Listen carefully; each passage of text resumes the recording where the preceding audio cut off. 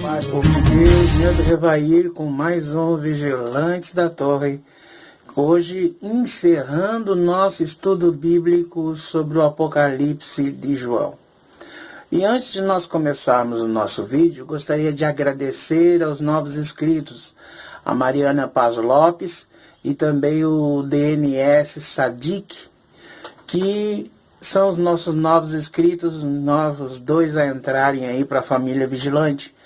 E nossa meta continua, 200 inscritos. E é você que vai nos ajudar a chegar lá, divulgando o nosso canal, comentando, curtindo, né? Isso nos leva a ser recomendado pelo YouTube para outras pessoas, né?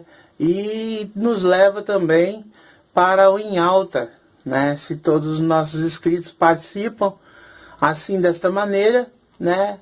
Nos empurra para nós sermos mais conhecidos. Vamos ao nosso vídeo então. O tema de hoje nós vamos nos situarmos no capítulo 19 de Apocalipse, que nos diz o seguinte, a partir do versículo de número 11. Eu vi o céu aberto e eis um cavalo branco, e o que estava sentado sobre ele chama-se Fiel e Verdadeiro, e julga e peleja com justiça.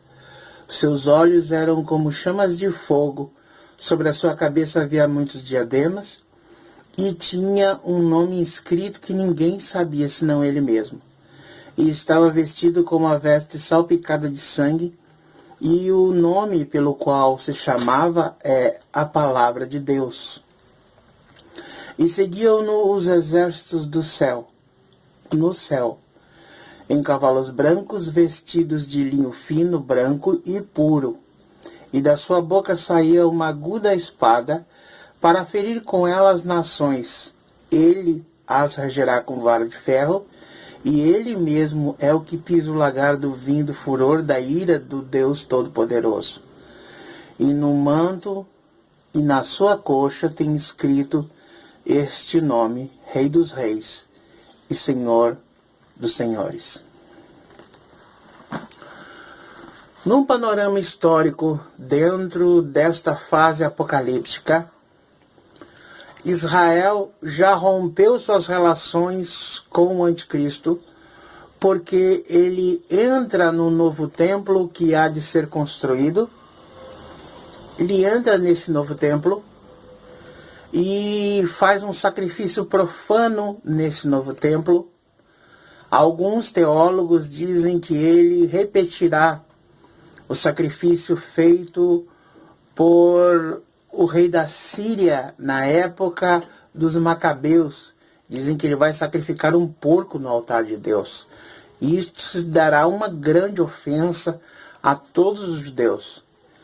Então, além desse sacrifício profano, segundo alguns teólogos e o que a Bíblia nos direciona, diz-se que ele se sentará na cadeira de Moisés e conclamará com que o povo o adore como Deus. E para um judeu isto é uma afronta. Para um judeu e para um cristão que conhece a Deus, né?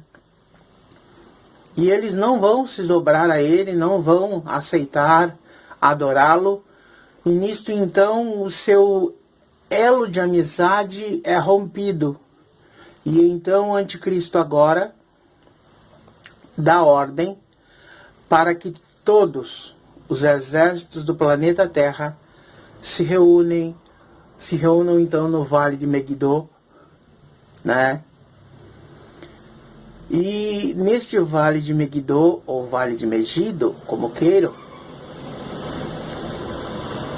pelo fato de uma das taças da ira de Deus secar o rio Eufrates, fica então facilitada a passagem para os reis do norte, ou seja, né, todos os que vão vir pelo norte de Israel, em direção a Jerusalém, que está mais ao sul, eles terão livre acesso por aquele terreno. Agora imagine, em direção à pequena Jerusalém, ao pequeno país de Israel, os exércitos do mundo inteiro rumando em direção a eles, e pouquíssimas tropas em apoio a Israel fazendo a resistência.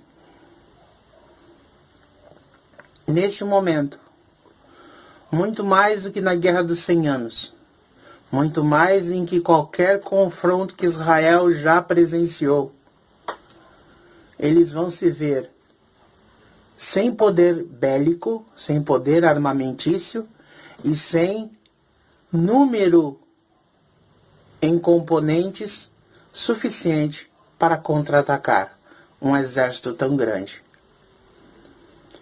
Então o que ocorre? De acordo com o que a palavra de Deus nos direciona, Israel começa a clamar ao Deus que um dia lhes tirou da terra do Egito. Começam a expurgar os seus pecados, começam a se converter, começam a lamentar as suas faltas.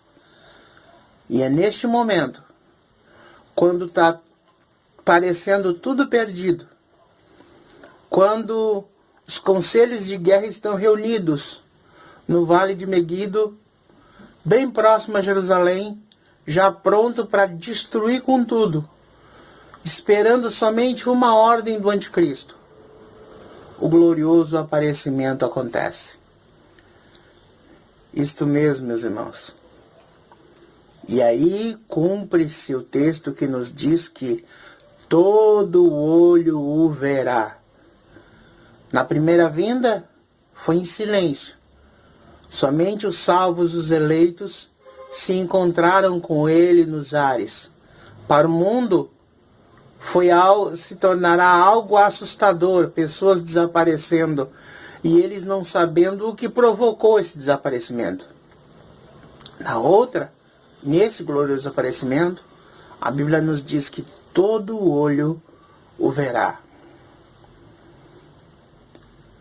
Não só pela mídia, não só pelos meios de comunicação televisionando, mas pelo poder da onipresença divina, o planeta inteiro contemplará este milagre glorioso.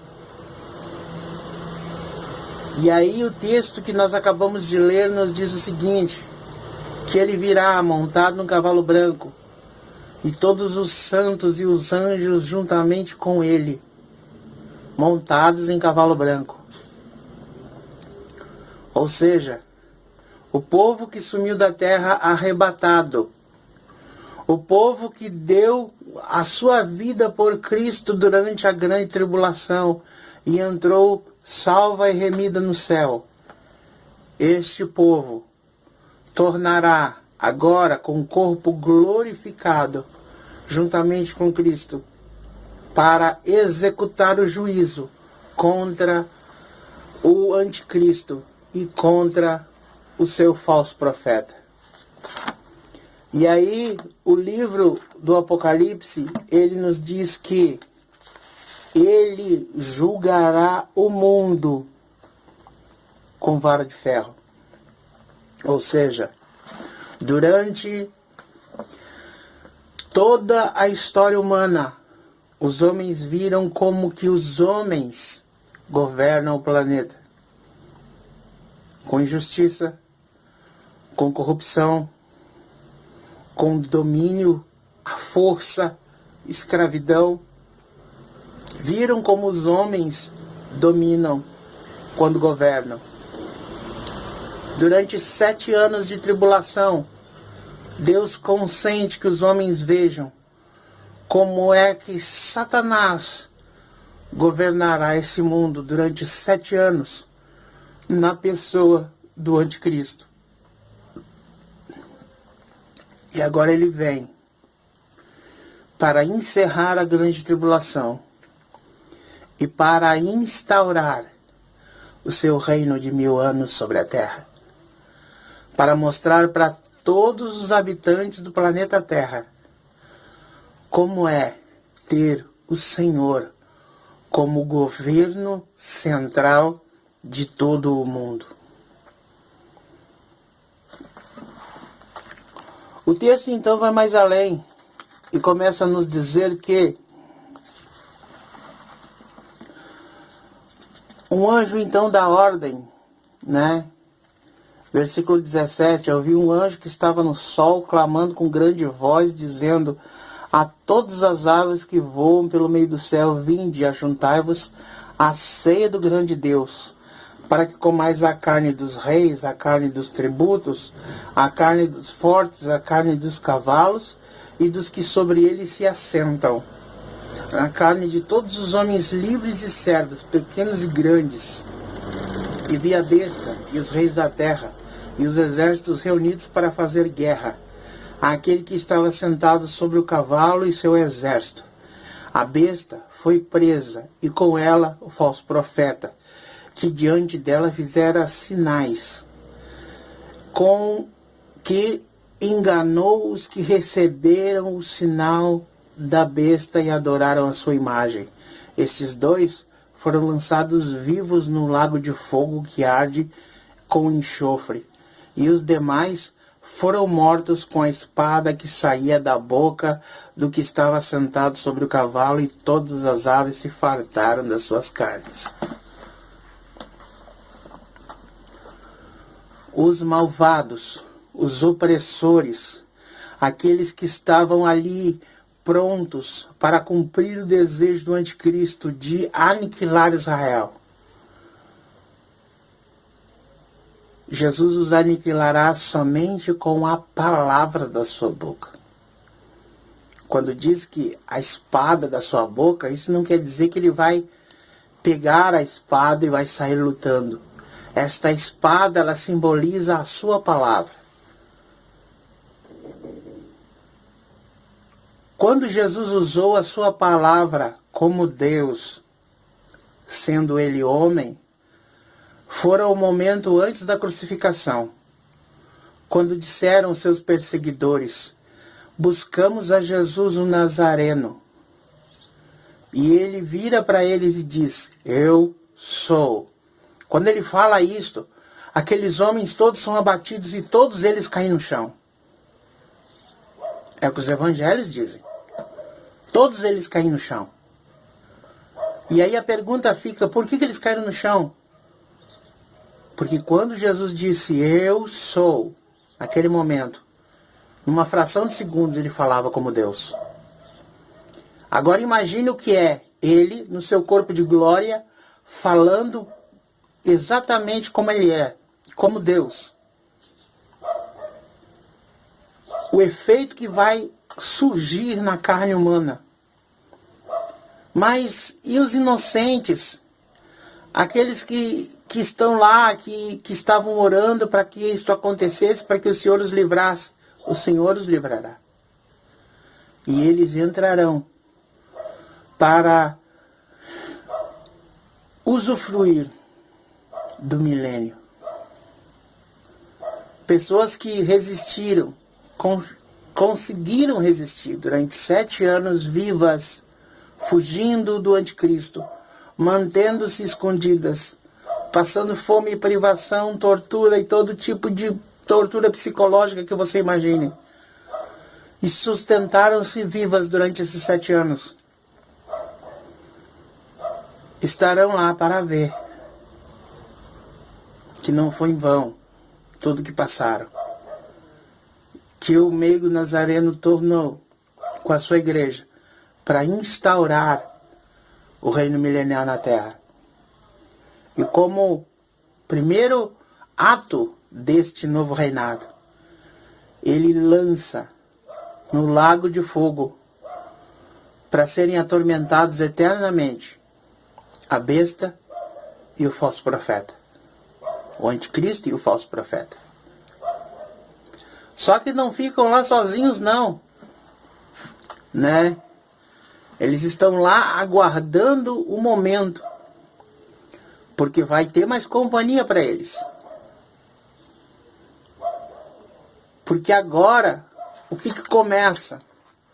Nesta segunda fase, começa os 1000 anos.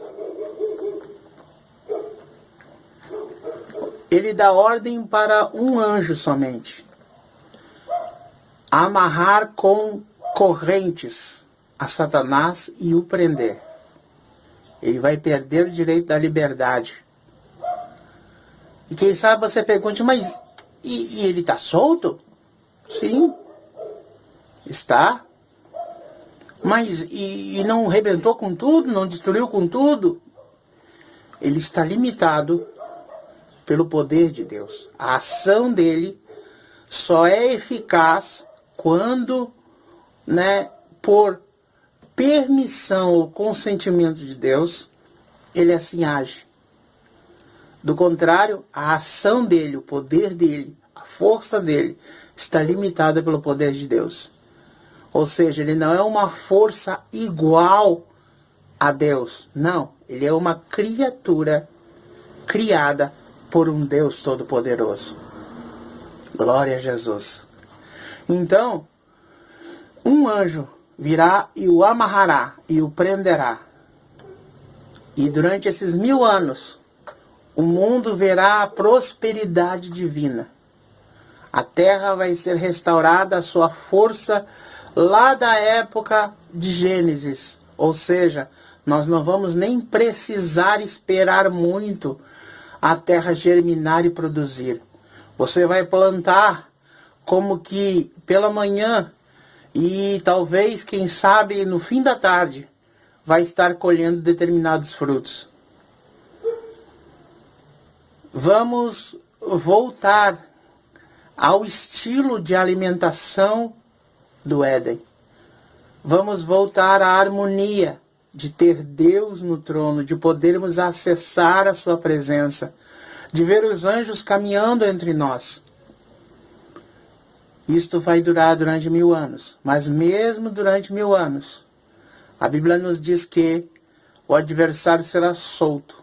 Começa a convencer os seres humanos a lutar por ele, a investir uma única vez contra os santos e contra a Nova Jerusalém. E o texto bíblico nos diz que, neste momento, os insurgentes são derrotados e ele, Satanás, é lançado no lago de fogo. E começa então a última parte do período bíblico, que é o juízo final, para depois a era de todas as eras. Gostou do vídeo? Espero que tenha gostado e que tenha acrescentado na tua vida.